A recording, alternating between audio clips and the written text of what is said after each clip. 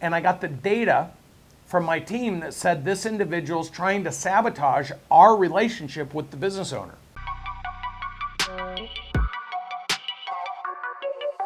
The whole purpose of this show is to engage with business owners and be able to answer questions for people that will give them some insight and perspective on how to grow and scale a business. Not only leadership, but real life examples. This is the golden moment. I would do business with you right now. Hey everybody, it's Brandon Dawson and Natalie Dawson. Hello. Welcome to another episode of 10X Owners Live. We happen to be in Las Vegas, Nevada. That's right. At the massive AHR HVAC convention, which we are very excited to be here meeting so many remarkable business owners that we can help grow, scale, and create massive value in their business. And so here we are with this great picture behind us. Many people might be asking, is that a sketch of Natalie? And the answer is no. Oh wow. But it could be. I could see some It could be, resemblance. exactly. They can't see it. All they see is the bottom. Oh, They that's don't true, see that's the true. person's face. So we're excited to talk about how to make the right choices when trying to surround yourself with an executive team, a leadership team, and learning to ask the right questions. The quality of your questions will always determine The quality of the results. the quality of the result. Is it result or outcome? I've heard you say it two separate Well, ways. either way, the results or the outcomes. But which one is it? It's usually the quality of your questions will determine the quality of your results. The quality of your results. Why would it be results versus outcome? Well, results and outcomes, I guess, could be, I don't know, aren't they the same? You just like results, but every once in a while I like the just- word results. You throw us off kilter. And Outcomes, yeah, see if you're paying outcome, attention. Results. Okay, it's results. So the quality of your questions, what do? Will determine the quality of your results. Nailed it. And we're going to give you an example. See, here's the thing. I have the advantage of lots of questions of lots of people over the years. We're working on this thing. I'm going to sidestep you for just a second here. We're working on this thing. Let me know in the chat if you would be interested in this. One of our amazing team members who's actually in this room with us, his name is JC.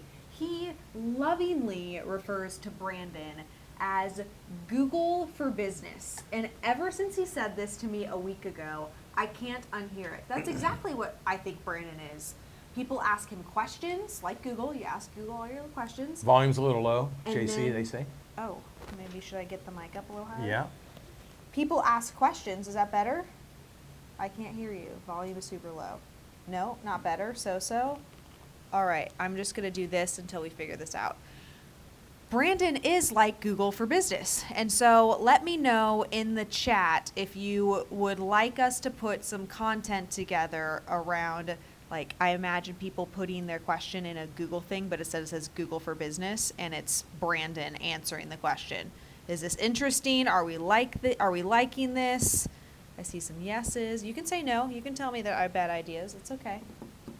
People are liking this. I think. There you go. Google for Business. So back to the quality of your questions determine the quality of your results. Yeah, and I think the thing is that if you don't learn to ask the right questions, you don't know if the guidance, advice, commentary, communication that's coming from other people, if it's coming from a place of knowingness or unknowingness.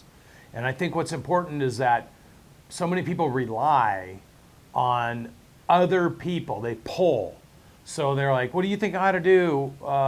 If you were me, what would you do? If you've ever been in this situation, what happened? And the problem is they're getting information, and that information is coming to them through the filter or the lack of ability to succeed of somebody else. And so it comes with an agenda, or it comes with an opinion, or it comes with previous pain. And so whenever business owners say, oh, I tried that, that doesn't work. My response to that is, it doesn't work, or you didn't do it right. So the quality of the questions will always determine the quality of the results, and there's more opinions about how not to do something, or why something shouldn't be done, or why something won't work, than there is guidance on how to actually do it. So what we wanted to do was give you a little example. We have a client who hired somebody that claimed they had an enormous amount of experience as a chief financial officer. And so they brought him to one of my meetings. Well, unlike the client, we were actually gauging the person's engagement and interaction with our online program. So when people ask me, what's the value of online training like Cardone U or some of the training we do? The value is it actually measures active engagement. So Gallup Pulse does a survey every single year, 100 million people. And in that survey, 2/3 say they're disengaged or actively disengaged. 18% of 100 million US workers admitted that they were actively sabotaging the business they worked in. Now, this is very important if you have 10 employees. And you look at the national stats, 31.5 million small to mid-sized businesses, 25 million have a single employee, 5.3 million have between 2 and 12, and 600,000 have greater than 12.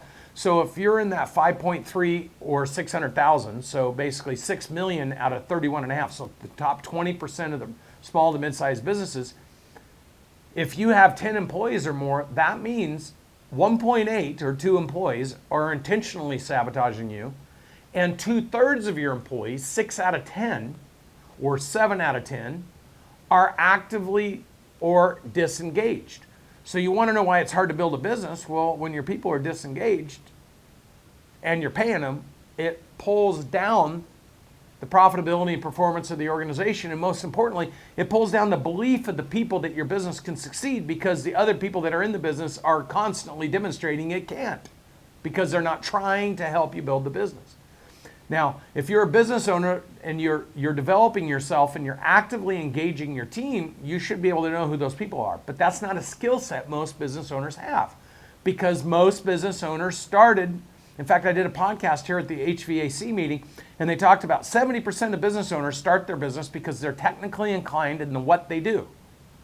Well, once the what you do works, it's who you do it with and how you do it that makes a difference. So what I want to demonstrate to you is, here's a business owner trying to grow and scale their business, interviewing people to potentially run their business, and then is dependent on the guidance, advice, and perspective of that employee. But yet the business owner didn't know the right questions to ask.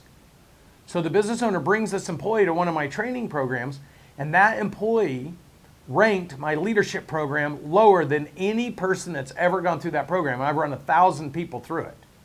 It's a very expensive program. It's a huge investment. The business owner is making that investment on behalf of their employee. The business owner was trusting the employee, their perspective, their guidance, their input, who ranked the leadership program extremely low. And so they brought him to one of my programs, and I got the data from my team that said this individual's trying to sabotage our relationship with the business owner. So I said, okay, let's have him role play with me in front of everybody. Let's watch some of that, if you guys have it queued up. Your scoring of the leadership program, you scored it lower than anybody else. Say what now? To be honest, so I've been and done some things pretty successful. The last business I worked with took a $30 million company to $90 million in 5 years. As the what role? CFO. CFO. I also started up another company and took it to 0 to 12 million. Actually, the company that I just left, or didn't leave, they just sold the company this last week, ironically, that I set up. How much did you get paid on that deal? Nothing. Why? Because I didn't have everything in contract in writing. On a scale of 1 to 10, just throw numbers out. How confident do you feel that he knows what he's talking about? 1.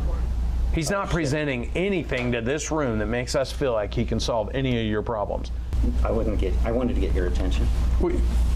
You're up here in front of everybody. You have everybody's attention. By the way, if I hired you to be my CFO and your job was the financials, and we were 6 months into the engagement and I didn't have pristine financials, I'd fire you. I don't think this is the forum for your continued discussion, and you're really not listening. Okay. Okay. And we all came here for training. Okay, I apologize. Thank you. I apologize. Yeah, good. I'm trying. Sometimes getting attention isn't necessarily the best thing.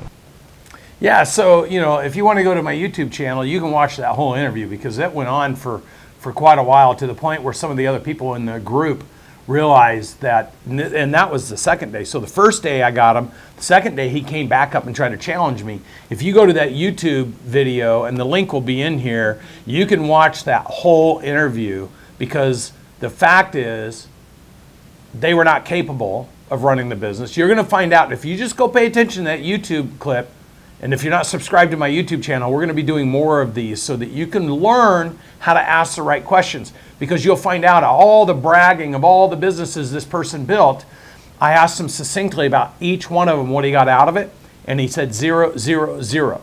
So I always tell everyone when you're interviewing people to ask 3 questions. What's the most amount of money you've ever made in a year? What's the biggest thing you've ever built, quantified, number of employees, amount of revenue, and profitability? And third, when it sold, what's the most you ever got out of it? Because anybody that's telling you they've been unbelievably successful and they didn't get anything, then they didn't do it. So learning to ask the right questions and Well, they didn't do it, and especially if they're okay taking a salary from you that's $100,000 or $120,000, right? Like if somebody really has built a business from 0 to 90 million or from 0 to 12 million and they have that experience, they're not going to be in an interview with you asking for whatever it is that you posted for this leadership level salary. And I think business owners oftentimes just don't even know what the parameters are of how to ask questions in an interview. You get a resume, and I know this business owner. This business owner is amazing, and he's business savvy. And I'm certain that he got the resume. The resume stands out from how the CFO was putting himself out as this person who's done all of these things. So immediately you're like, yes, I want to talk to this guy.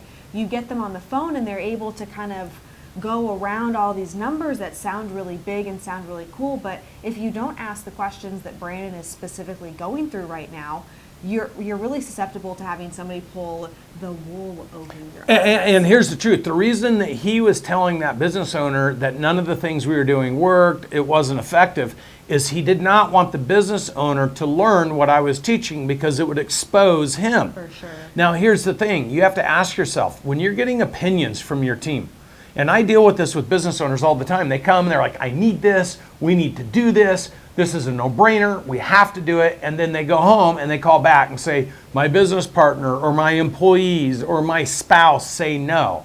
Well, the reason that people show up and they have an awareness that, oh my gosh, the answers are correct, the information's correct, the data's correct, you're hitting on the things that I'm staying awake and I know I got a problem with, I know I don't have the answers to, and then you go back into your reality and you do what I call polling. What do you think? What do you think? What do you think? People are going to manipulate you to what they're comfortable with. And they would rather you don't know than you know, because that means they have a leg up on what they want versus what you need. The only time I poll our team is when I'm trying to get information. But I don't poll our team, like poll as in P-O-L-L. I don't poll them when I'm trying to make a decision. I gather information.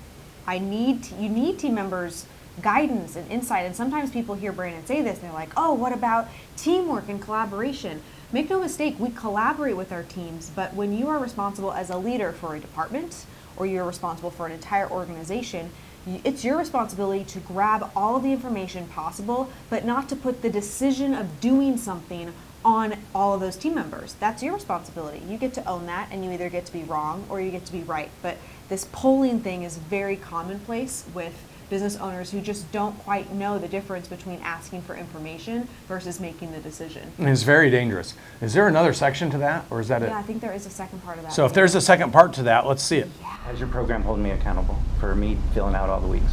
I'm asking you the question now. But do you want me to hold you accountable, or do you want me to babysit? And again, I'm not. Right? Right. Are you holding him accountable? No. See where the trouble is? CFO, number 2 most important position. He's asking why I'm not holding him accountable in the program. You guys need to have this conversation. Who's the owner of the business? Me. Who's responsible for discipline? I am.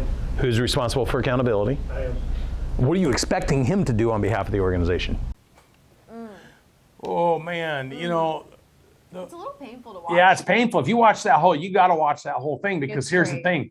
I'm not letting anybody off the hook. And for anybody that knows me knows, this is the same conversation I have with my team when I see things aren't getting done. Like, you're not seeing a different Brandon on this than they see at the office. Same Brandon. And the reason for this is because when people are trying to pull something and they're trying to cover up their own inadequacies, or they're over bragging about what they've done and what they're entitled to and all these other things, I'm going to flush that out immediately. And the benefit of having, because this person was on my training platform, I could see how many modules they watched. I could see that what they did with their homework.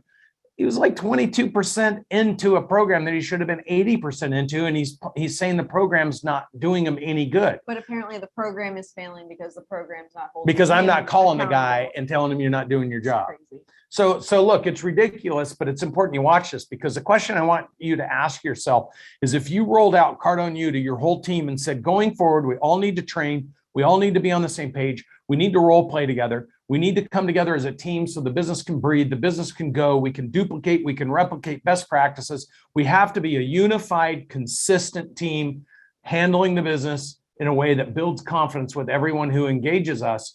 And then you have someone telling you that they're not comfortable training, or it doesn't work, or it's not fair, or they don't want to role play with you, or they don't want to have to do that because that's not what they signed on for. That tells you right away that people are trying to draw you back to mediocrity versus step up their game. And the question you have to ask yourself in business is, how much mediocrity are you going to allow in your business, and who's going to be the example of mediocrity? Because certainly in this case, this was the number 2 position in a fairly large business. So if they feel like they don't have to train, if they're trying to hide the ball, if they're making up excuses for it, they're not doing what they're doing, what are they doing with the rest of the team that works in the business? Because you can't have a conflicting thought to action. Eventually, the way you are will represent what you expect. So true. I like how you just said the word game, because I'm going to try to do a smooth segue. Speaking of games, we have a mastermind happening on Monday and Tuesday of this coming week. So that's 6 days from now, with the one and only Dr. John Maxwell. And Wednesday, we get to play. We get to watch people play the game. The Pro-Am, opening Pro-Am for the Waste Management Open. So this is the Business Mastery and Leadership Mastermind. This leadership topic is some of the things that we role play and go through at these masterminds, and really flesh out difficult conversations. How do you handle these difficult conversations with your team? We would love to have you join us on February 7th and 8th. The game is on the 9th. If you want to stay and watch some golf with us, we would love to have you and enjoy some time with Brandon and Dr. Maxwell. On the Skybox, on the 16th hole, the greatest hole that there is in golf. Pretty exciting. I know you're really excited about it. So excited. You've got a brand new set of golf clubs 4 years ago. How often have you played with them? I was told after I bought these brand new set of golf clubs that it was going to take 6 months of me practicing every single day. I know the pro ruined it for me. And I didn't even care if her golf game was good. I just wanted her to hang out with me in the honestly, golf cart. Thank God that happened, because if I would have this was back in that time of our lives where we were playing golf and not building a business. If I would have been enthralled with golf, we would not be here right now, because this one loves to play golf. And if I would have loved to play golf, we would still be on the golf course. Maybe. That's what she thinks. You really think we wouldn't have been? We would have got bored eventually. I don't know. So anyhow, hey, look, I hope this little clip helped you understand, if you're an employee and you're working for someone, it's your responsibility to uphold the principles of the business and be a leader. Otherwise, you don't deserve to be on that payroll. If you're a business owner and you have employees that aren't bought in, aren't fully engaged, aren't aligned with you, aren't pushing the business, it's because you're not engaging your team. Because if you were engaging your team, you would know who's letting you down. If you're abdicating to your team, if you're like, oh, I hired you, Natalie, go do your own thing, and I'm not working with you, then I can be a victim of circumstance because I abdicated her roles and responsibilities versus delegated. And this is something we're going to be talking about with John Maxwell during this leadership mastermind, is how to properly delegate and inspire a team to reach further, do more, carry more weight on their shoulders, and show up to work to try to delight you, to show you that you can depend on them because they want more opportunity. Should we answer some questions? I see a few Let's business do it. owners with their hands raised. Who would you like to call on? I can't see very well over there. Let's so. get Kenneth unmuted. Hello. Can you hear me? Hi. Hey, how you guys doing? Great. Fabulous. I saw the clip yesterday with my wife. We actually run a PI firm, and Brendan, if you ever want another job as a PI, man, come work for us, because that was some great detective work. Because the two questions we normally tell people to ask is like, what is the thing that you're most excited about for a hire? And what's the thing that you're most fearful for? And as you mentioned, I think the guy was kind of just rambling on about building a $90 million business. And that was the thing that he was hanging on, that he can probably replicate that, but that wasn't validated. So I just want to ask you a question, like what questions do you think during the interview process a person should ask to kind of determine if they have the right skill set or not? Well, first and foremost, and I think Natalie's book actually gives recommendations in teamwork of what questions to ask, but here's what I'm going to say, generally speaking.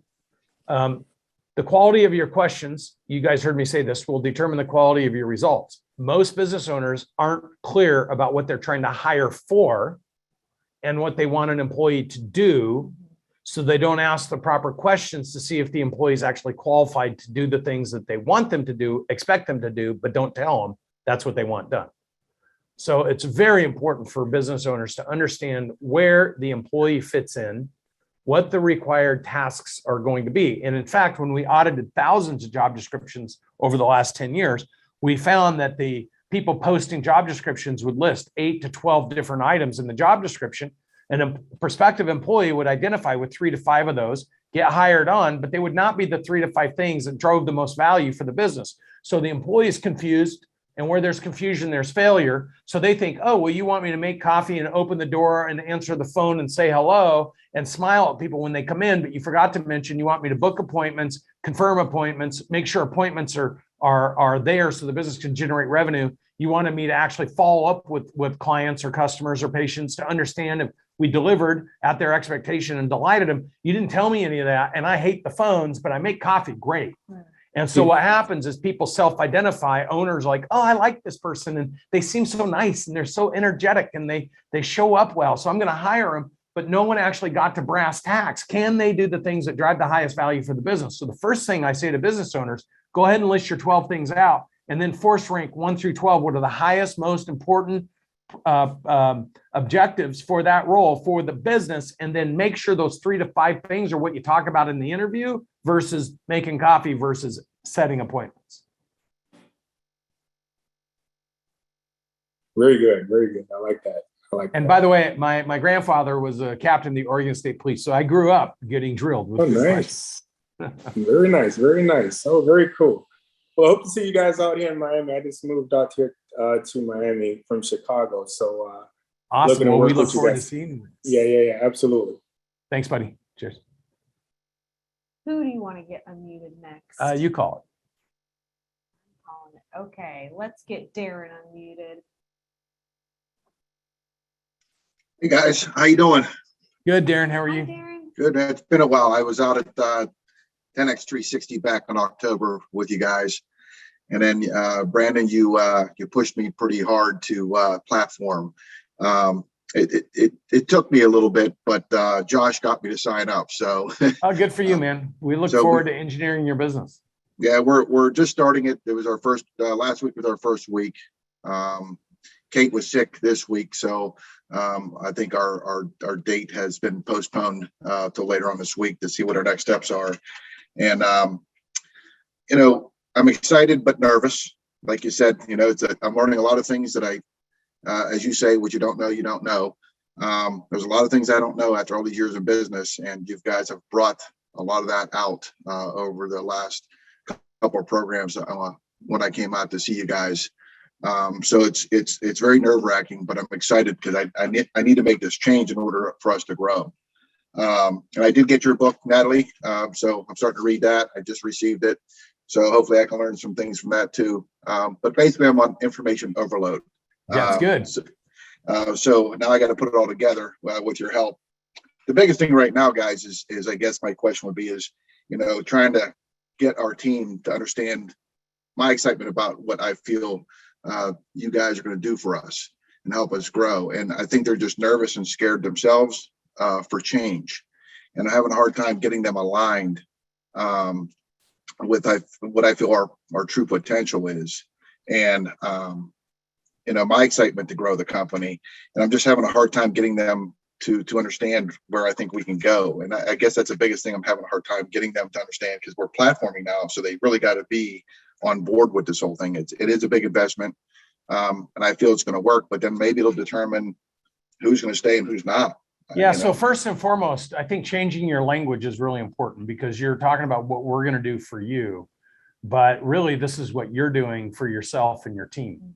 And we're facilitating because we have the expertise, but this is your decision to invest in you and your business, not to invest in us. And you're doing it because you want to invest in your team. You want to provide a business that can grow and scale and create more value. So team members that want to grow, scale, and create more value for themselves have a business they can stay and work in, create value in, so that they can get value out. And I think changing, for a lot of business owners, it's a nuance, but you notice how he was saying what you guys are going to do and what you guys are doing. And the truth is, we're only facilitating what you want done. And then the question is, why are you doing it?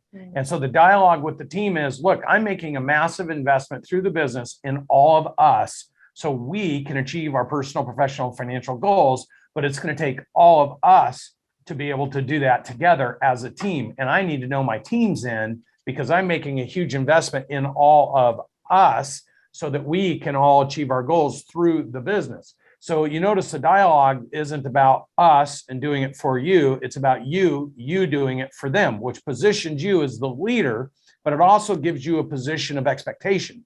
So now you can be like, hey, I'm making this huge investment in us so that we can win. I need the exchange back of your investment in taking this serious and working with me, because this is how we grow and scale and create massive value together. It has nothing to do with Cardone Ventures. It has nothing to do with what you're doing with us. It has to do with why you're doing it for you and them, not just you. And it's not us doing it. It's you doing it for you and them. And if you can change that dialogue and explain to them, I want us to all be the best version of ourselves. I want us to be able to accomplish our personal, professional, financial goals. And as the business owner, I have the moral, ethical, and financial responsibility to shortcut the fastest distance from where we're all at to how we achieve our goals together as a team. You notice how that whole repositioning of what you're doing is about you and them, and you investing and facilitating on your all behalf. When you defer and deflect to us, well, what are they going to do for us, and how are they going to fix our business, and how are they going to make us grow? Then your team's going to get nervous because they think that we're going to call them out, and then they're going to go to protection mode. So how you present this, and all of you listening to this, listen, when you own the business, you make the decisions, and you make good decisions or you make bad decisions.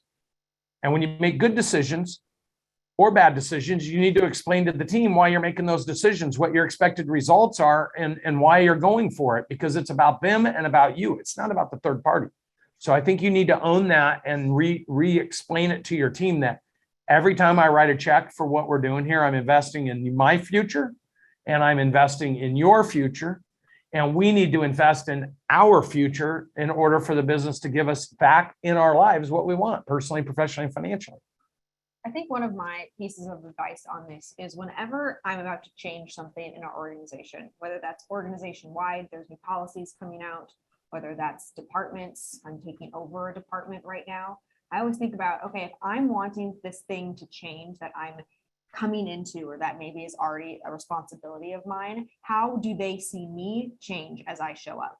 So how do you, if you're sensing this lack of motivation or lack of interest or potential pushback, like how do you every single day have the discipline to show up differently than you've shown up in the past, so that they know, yes, this big change is coming, but he's also changing how he's showing up, which makes us take it seriously, that this could be real and this opportunity is real for us, and that we could find success doing that. But if you just announce the change and you announce that this thing is coming, but then they don't see you even differently, quite honestly, down to how you meet. Like, do you meet every day? One of the things I'm doing right now is I'm having this team send me a daily recap. And then every single day for 9 team members, I'm responding to every single one of their questions or what they're working on, so that they see that it's different with me being responsible.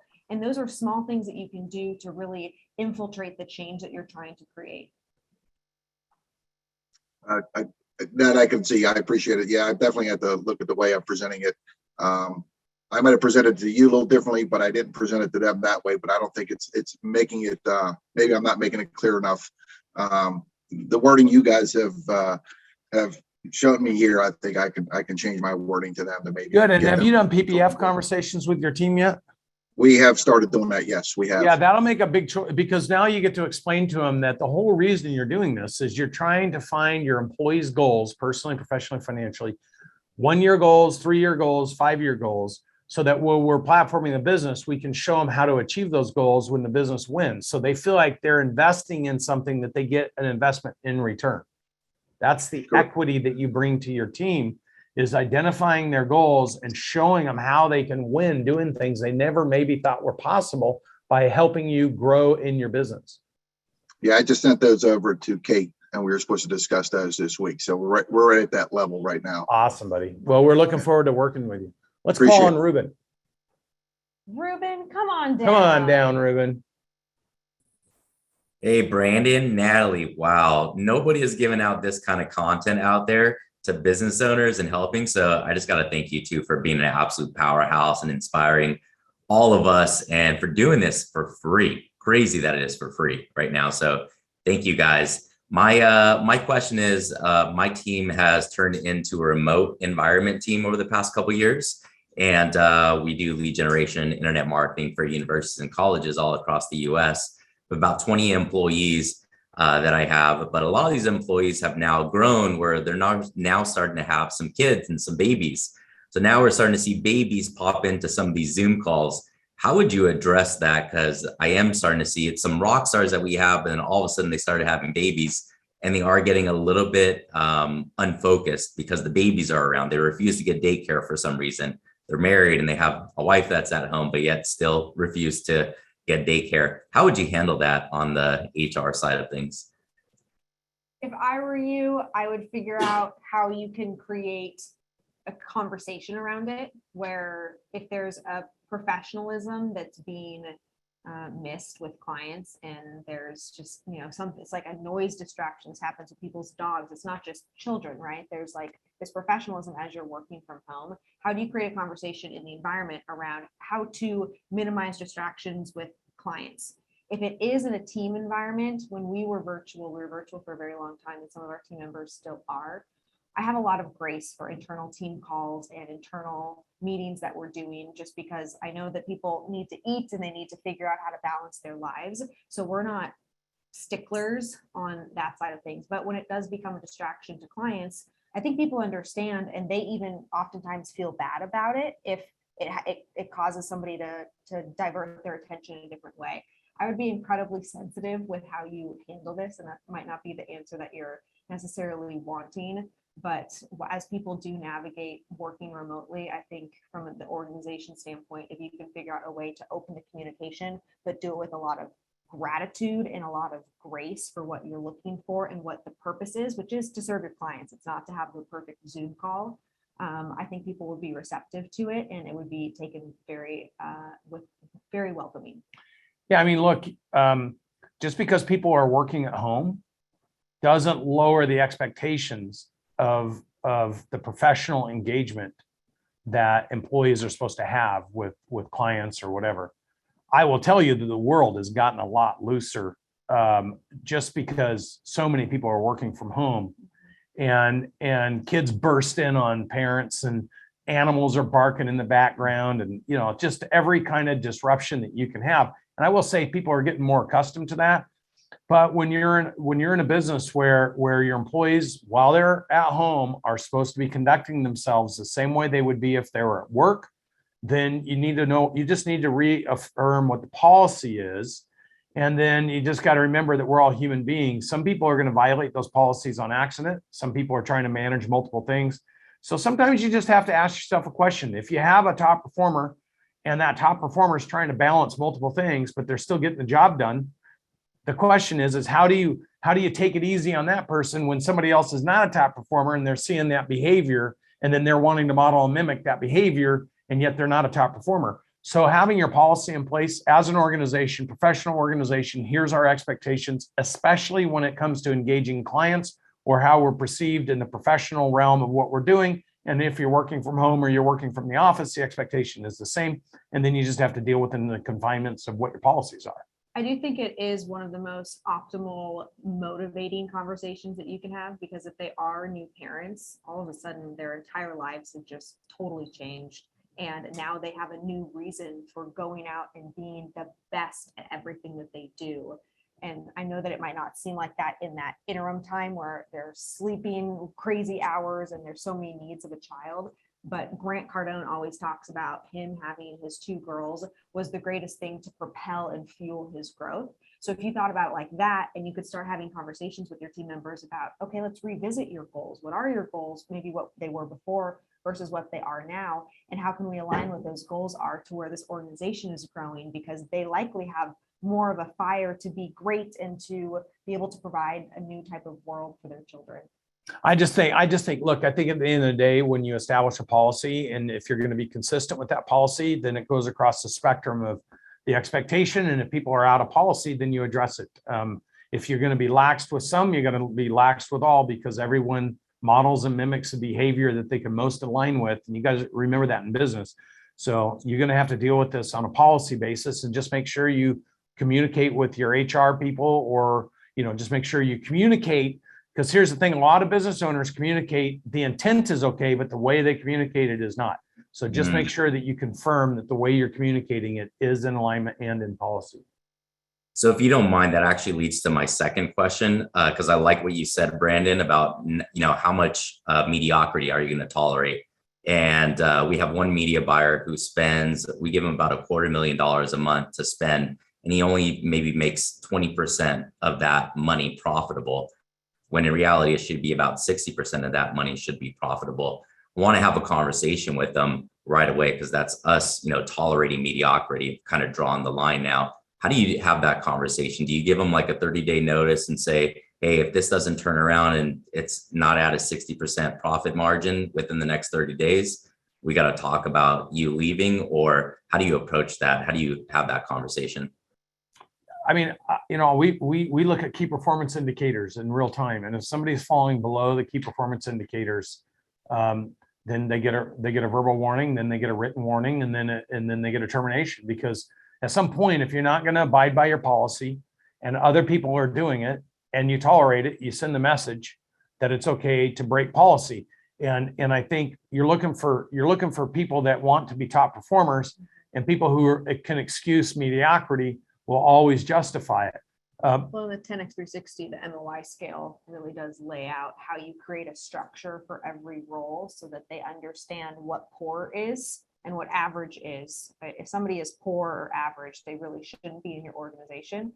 But then you're giving them the gradient of, okay, what's good, what's great, what's excellent, what's remarkable, so that there is this common language. And then they end up firing themselves, because if they're not able to hit the good or the great criteria, then they're no longer allowed to have the role in the organization. And I think that's what Natalie's saying. Look, if your systems, your processes, and the things you're measuring are tight, people fire themselves. The only emotion that belongs in business is the emotion of celebration. When people fire themselves, you just apologize to them and have empathy for them and say, I really wish you would have taken this serious, because I'm committed to your life changing, but you're not. So I've got to make room for somebody who is, and I wish you the absolute best. And you cycle people out that are not exhibiting the behaviors, the characteristics, the attributes, and the competency that you need in order to have somebody on your payroll representing your brand and your organization and being an example to other employees. And we teach all this at the 10x360. Yeah, excellent. You answered it perfectly. Thanks, Brandon. Thanks, Natalie. Thanks, buddy. Thanks, Ruben. Do you want to take another question? Yeah, let's Who we got? let's Who take we got? Stephanie. Stephanie, is this your first time with us? I don't know that I've seen you with your hand raised. Let's get you unmuted. First, yeah. Did I unmute? Yep, we can hear you. Hi. Am I unmuted? Can you hear me well? Yep. Hi guys, how are you? Great. No, I've been here. I was just diving in because we're actually going through. Can you hear me well? Yeah. Okay, loud and clear? Loud and clear. Oh, okay, I'm getting a delay on my side. Sorry about that. Yeah, so we've actually entered the 360 platforming now, and I love the concept because it's how I'm built. I love the concept of processes and everything being in order, but the challenge as a business owner, that and it speaks to what you just said, is that getting your team aligned and having those conversations. You know, we're going to do something different than we've done for 2 decades. We're going to move in a place. What are your goals? The wife and the kid in the house. How help me help you? Those types of real life events are happening on the floor for us now.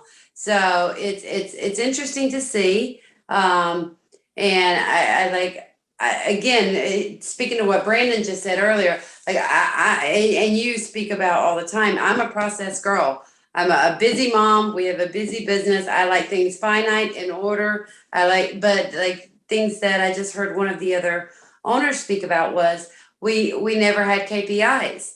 We had loyalty. We said, oh, okay, well, you need to do this. Oh, well, okay, we'll handle it. But that's the kind of, you get to a point where you have to, as you guys say, break that ceiling. You have to put things in place that there's accountability and it's all set and it's in order, and then you move from there. So we're diving in hardcore. It's awesome. Good for you. So to be determined, we'll see. That's we'll awesome. see you on the other side, Yeah, well, we'll make it. We'll be there with you. The good news is we'll be there with you. I love what you said. Yeah, and I love what you said. I love what you guys do, what you stand for, and how you've laid it out. I don't need a babysitter, but I love sometimes an outside voice coming in to complacency. It's just what a business owner needs. Awesome. Because if you've cared for LC, I think you're breaking out at this point. DC, why don't we go ahead and go to the next? I think you are breaking out. Yeah, we can't hear. How about Mike Stephanie, Ledoux? we're here for you along the way. Please keep showing up and asking questions. I do think that one of the most difficult things being a business owner is this process documentation. Yeah. And there's, Brandon would say it's the promotion. Based on our own roles, we think whatever we do is the hardest thing. We kind of duke this out every. No, I think for me it's like my trainer, Josh. Well, I think he's not only am I working out a certain way that he's changed, I'm on a meal plan he's changed. I'm doing all these things he's changing, and it's so much change at once that it's almost like, can't I do a piece of it here? And he's like, no. So I get where you're at, because for me, it's like, he said, this is your goal. We're going to hit your goals. You're going to listen to me. You're going to tell you what to do. And I'm like, all right. So at some point when it starts working and you see the payoff, then it's like, I can go all in and have more confidence. But anything new is hard. Yeah. And that's why we appreciate those business owners that are willing to take control and have the resilience to break through. Because the faster you're willing to do all of the new things, the faster the result. Like, I'm sure Josh, your trainer, wants you to do all of those things all at once, because if you knew that you could get the result faster, why wouldn't you do all of those things sooner? For us, that's how we see your guys' businesses. It's like, oh, you can do this thing and this thing and this thing, and all of a sudden all of these issues won't be arising. You'll have a new set of issues, but they'll be better issues because you'll have more revenue and you'll have more profit and more ability to create and to grow. But if you don't fix these things and you only want to do the one thing you want to do, sure, you might have some incremental growth, but it's not going to be the growth that you're really looking for. So for us, it's like, how do you rip the Band-Aid off and just put systems and processes and structure in place so that the whole organism can really grow? Mike Ledoux, come on now. Come on now. Come on now. Come on. Hi. Man, what a freaking great call. This year's on fire. It's so good to be on this call. And man, I'm studying. I got a few things. January, we're back. We had our best January ever. Super exciting. I'm studying the 21 irrefutable laws of leadership in preparation for next week. And I'm hearing the law of buy-in. I'm hearing the law of timing. I'm hearing the law of the picture.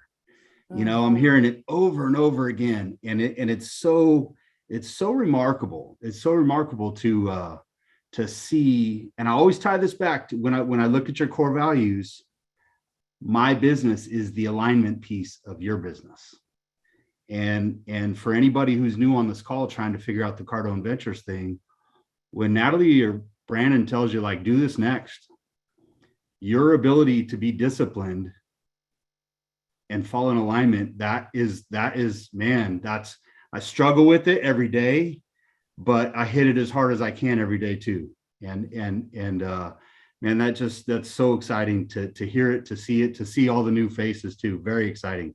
Hey, Mike, isn't it crazy that when you go to read that book now, you see the genesis of the things that we teach 20 years later? Just thinking about that. It is nuts. Like, I've read this book 2 or 3 times in my life, but I've never read it like it is today. You know, I just understand so much, and I see so much of you in that book, and your team in that book. You know, Yeah, it's a beautiful thing, and I can't wait for those of you that aren't in my leadership program and you'd love to have an opportunity to get a jump start, spend a couple days with myself, with all the people that are in the leadership program, and John Maxwell. This will be a very intimate, private group. We'll probably have less than 90 people in that room. Most of those people have been in my leadership program. They're studying all the content, the programs, the videos that we've created. Some have been in for almost 15 months now. They're coming out to a completed cycle. And so, you know, it's our intention to create so much value for individuals, human beings, business owners, so that you can accomplish the things that you want to have in life. And a guy like Mike Ledoux, by the way, Mike, I just had a conversation with somebody in your marketplace with a sub $4 million business that we're trying to go letter of intent on so that we can partner with you. And so I'll let you know where that's at. And they were going to go out of town for a few days, but man, when you partner with the right people, then you can have people like us go do what we do best and try to find businesses for all of you in your markets to acquire that are in alignment with the kind of things you like to do and what your skill sets are, so we can more quickly grow and scale you as a human being in the businesses that we can find for you. So, man, I want to get something like that done with you, Ledoux, because I just, oh, that rhymed. That did rhyme. Done with you, Ledoux. That's like that could be almost a rapper. No, no, nope. So anyhow, I love you, brother. Appreciate the kind words. I can't wait to see you next week. Thank you. Me too. I have a question.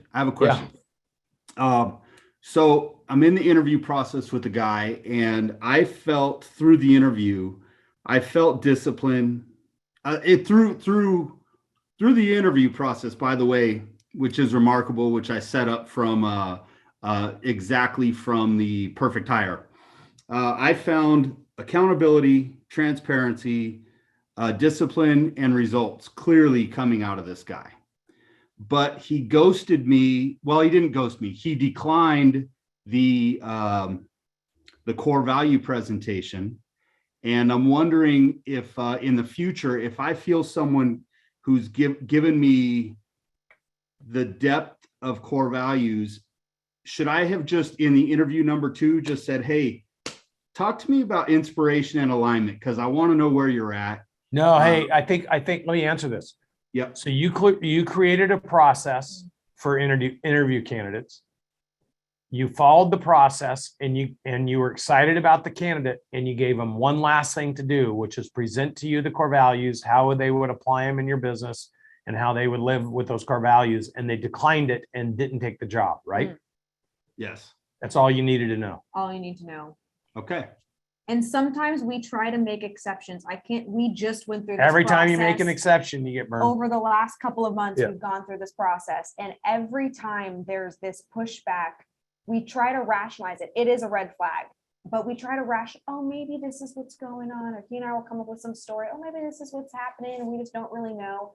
It's never the story, and it is always the red flag. So then what do? Because you had this great candidate and you were all excited about them. Ideally, what I always tried to do when I was the person responsible for recruiting was ask them, like, hey, what would change your mind? Because I do want to hop on the phone with that person and say, like, did we mess up? What took place? Did somebody talk to you? Like, what happened? If they'll take that call, then I'll take that feedback. I will try to sell them on the opportunity if it's something that really went wrong.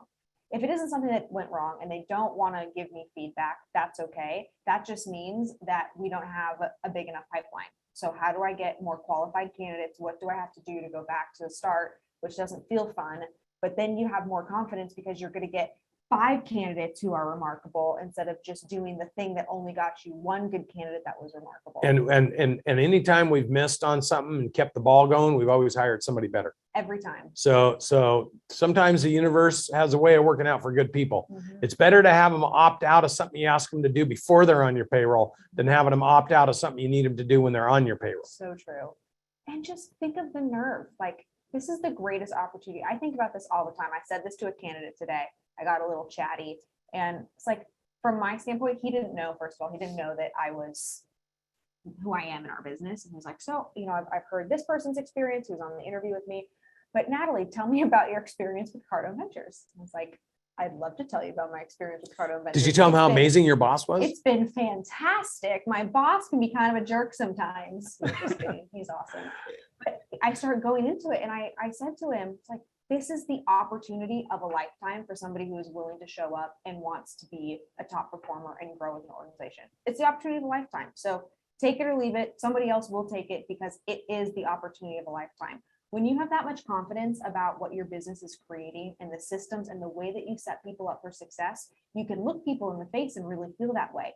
Once you kind of come into that point, all of a sudden you will get candidates and people from all over the place because you believe in the success that you're able to create for people. And I, more so than ever before, on February 1st of 2022, I have more confidence in what Cardo Ventures does and the system that it's created to make its employees have every opportunity and create success for them than I ever have. And that's so exciting. And just us feeling this way is going to magnetize people to us because that's ultimately what they are looking for. 100%.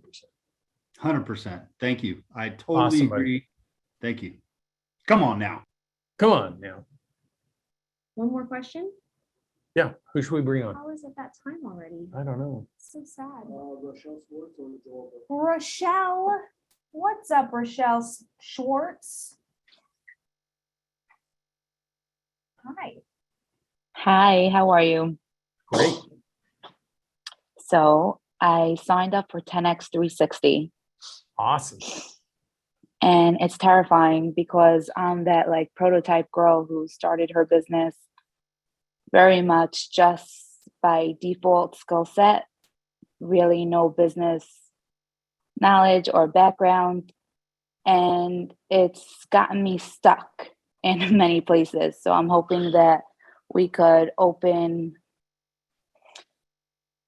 open pathways and lead me to success.